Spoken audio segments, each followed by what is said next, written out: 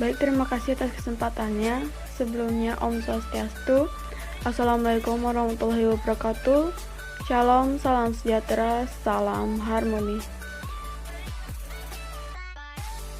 Baik, perkenalkan, nama saya Ninyaman Janaki Pradewi Dasri dengan NIM 18101101147, kelas BKB semester 4 dari Prodi Bimbingan Konseling, jurusan Ilmu Pendidikan, Psikologi dan Bimbingan, Fakultas Ilmu Pendidikan, Universitas Pendidikan Ganesha.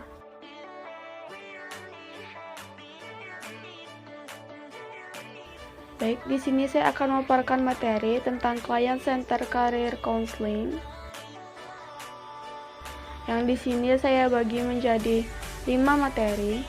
Yang pertama ada pendekatan konseling karir menggunakan metode Client Center, pelaksanaan bimbingan karir,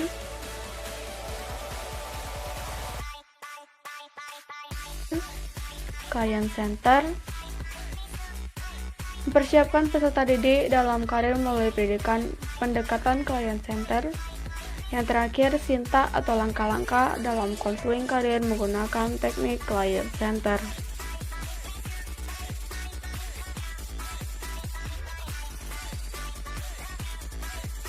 Materi yang pertama, pendekatan konseling karir menggunakan metode Client Center. Dalam hal ini, pembahasan dititik beratkan kepada bagaimana pendekatan Client Center dalam pelayanan konseling di sekolah untuk kesiapan dalam karir peserta didik. Maka pembahasan kali ini akan mendiskusikan dan membuahkan ide atau paradigma berpikir bahwasannya pendekatan Client Center untuk bisa membantu klien atau peserta didik yang memiliki keraguan dalam kendala memilih karir dan membentuk pribadi yang tangguh dalam kesuksesan peserta didik dalam karir. Pelaksanaan bimbingan karir. Pelaksanaan bimbingan karir di sekolah terdiri dari 2 macam teknik pendekatan, yaitu pendekatan individual dan pendekatan kelompok. Supaya memiliki keterampilan dalam proses pengambilan keputusan mengenai apa yang dicita-citakan, pekerjaan yang diinginkan, jabatan atau karir yang utama di masa depan. Untuk mencapai tujuan itu, peserta didik perlu memahami dirinya sendiri dan lingkungannya, serta dapat mengambil keputusan yang bermakna bagi dirinya serta akan mengetahui karir yang dirancangnya untuk ke depan.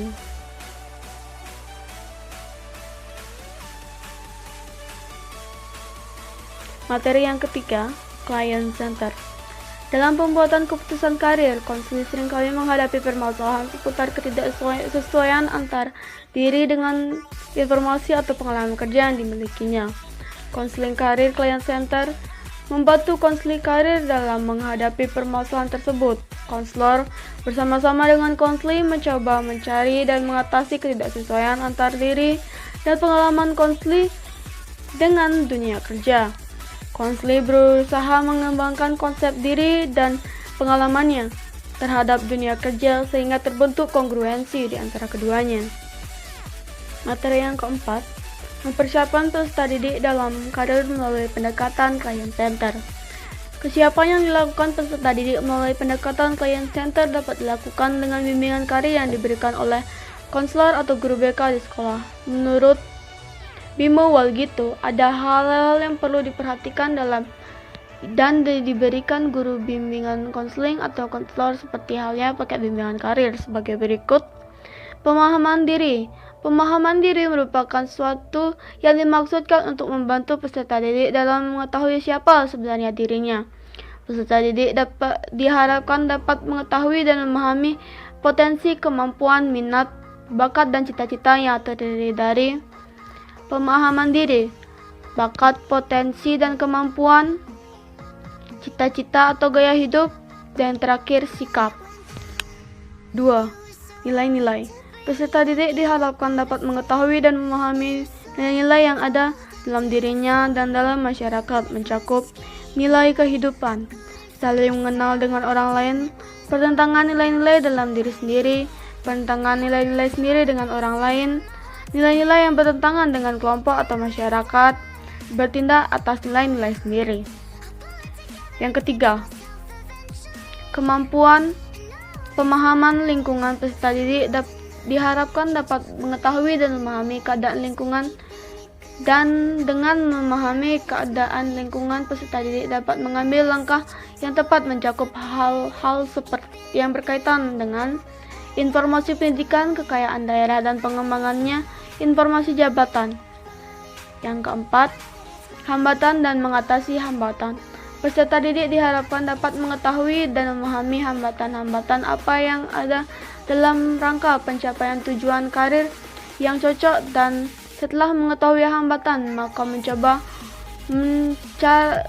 pemecahan atas hambatan yang ada berkaitan dengan faktor pribadi, faktor lingkungan, manusia dan hambatan, cara mengatasi hambatan. Yang terakhir, merencanakan masa depan. Peserta didik memahami apa yang ada dalam dirinya, keadaan dirinya, nilai-nilai yang ada dalam dirinya sendiri atau dalam masyarakat, lingkungan, dan hambatan-hambatan yang ada. Maka peserta didik diharapkan mampu merencanakan masa depannya. Hal ini mencakup sebagai berikut: menyusun informasi diri, mengolah informasi diri, mempertimbangkan alternatif, keputusan dan rencana, dan terakhir rencana masa depan. Baik, materi yang terakhir, cinta atau langkah-langkah dalam konseling karir menggunakan teknik client center. Yang pertama ada model. Melakukan diagnosis yang memfokuskan pada permasalahan dalam pembuatan keputusan, yakni ketidakmatangan, yaitu kekurangan informasi atau pengalaman kerja, maladjustment, yaitu penolakan atau distori. Dengan memperhatikan proses dalam konseling karir client center dan dihubungkan dengan teori Rogers sebagai berikut. Tahap pertama, terdapat suatu sikap dalam mengomunikasikan diri konseling. Tahap kedua, ekspresi berlangsung secara mengalir dalam rangka menanggapi namun tidak berdasarkan pada diri, melainkan masalah datang dari lingkungan luar yang datang ke dalam diri konseling. Tahap ketiga, perasaan rileks namun hanya sedikit perhatian pada isi pembicaraan. Tahap keempat, perasaan adalah ikatan dalam diri individu.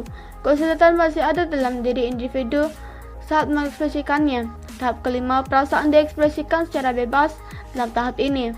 Tahap keenam, self sebagai objek menghilang. Tahap ketujuh, self counseling jadi subjek yang lebih sederhana dan mencerminkan kesadaran dan pengalamannya. Diharapkan dari hasil konseling karir client center dapat dibatasi dalam istilah-istilah tertentu yang diterima oleh proses interaksi konselor dan konseling. Yang kedua, ada metode, teknik wawancara. Konseling karir client center akan membuat respon-respon selama wawancara. Tujuannya untuk memperkaya pengalaman konseling yang berhubungan dengan penafsiran konsep diri dalam perannya dan pekerjaan. B. Interpretasi tes. Untuk mencapai client center dengan menggunakan tes, telah diajukan beberapa prosedur inovatif, yaitu pertama, tes dilakukan atas keinginan dan permintaan dari klien. Kedua, konseling berpartisipasi dalam proses pemilihan tes. Di sini konselor menggambarkan jenis-jenis informasi yang akan diperoleh dari berbagai tes yang tersedia, dan konseling menentukan kebiasaan mana yang ingin dinilai. Ketiga, setelah tes dilakukan dan diskor, konselor melaporkan hasil tes kepada konseling secara objektif dan tidak dalam bentuk memvonis serta memberikan respon terhadap reaksi yang muncul. C. Informasi pekerjaan. Dalam informasi pekerjaan terdapat 4 prinsip hal.